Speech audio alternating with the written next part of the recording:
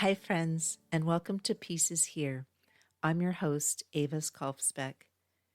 Today we're pausing for a special recap episode in our Wolff Peace series, a journey through Robert Paul Wolff's 1966 anthology, Political Man and Social Man. This extra episode reflects on the second part of Wolff's exploration of the individual and the state, focusing on the limits of political authority. If Part 1 introduced us to why authority exists, Part 2 asked a deeper question. When should we obey? When should we resist? And what does loyalty really mean in a world that often demands it without question? Wolff frames this section with a powerful statement. The duty to obey is the converse of the right to command. In other words, loyalty is not neutral. It is always connected to power and the moral weight of whether that power is legitimate.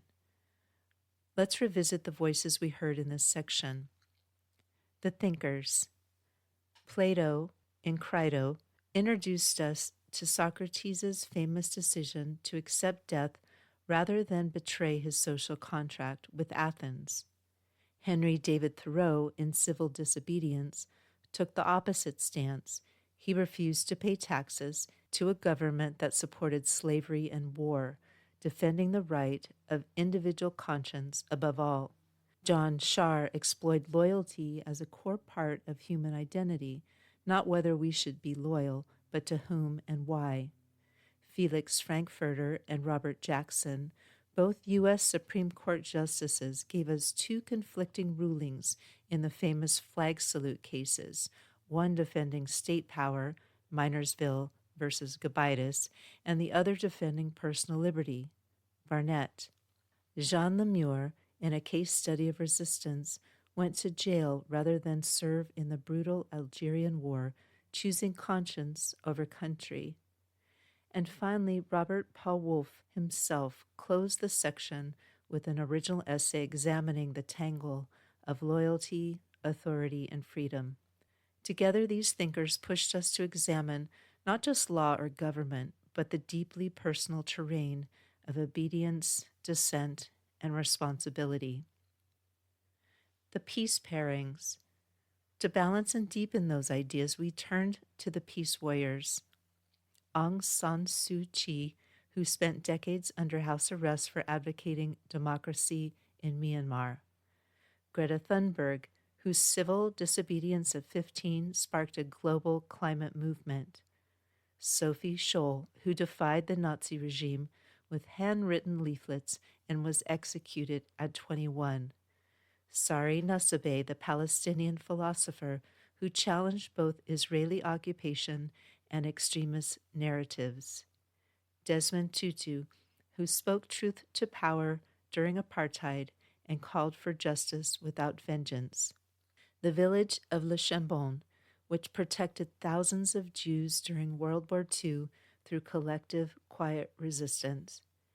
And Pauline Murray, legal scholar, civil rights activist, and spiritual trailblazer who understood the intersection of race, gender, and the law before most others did. In a time when loyalty is weaponized, from political parties to social media factions, this section of Wolff's book reminds us that real loyalty must be earned. It's easy to obey, it's harder to think. Your peace questions to ponder. Big picture, what does loyalty mean to you, and how do you decide who or what deserves it? Day-to-day life, when do you find yourself following rules out of habit or fear? Can you pause and ask, is this alignment or just obedience? That concludes this episode of Pieces Here. You can learn more at aviskalfsbeek.com, where I share updates on this podcast and my books. I write best friend activist short fiction in the Peter the Water Dog Saves the Planet 6-book series, eco-adventure novellas for readers who care about justice, joy, and saving the world one story at a time. Coming up next, more thinkers, more peace pairings, and more bold questions from the Wolff Peace series. This episode is human narrated by me, but created with the help of AI, which has promised to let me know if it makes something up. So far, no confessions. But if you believe I've missed something, or if you just want to say hello, I'd love to hear from you.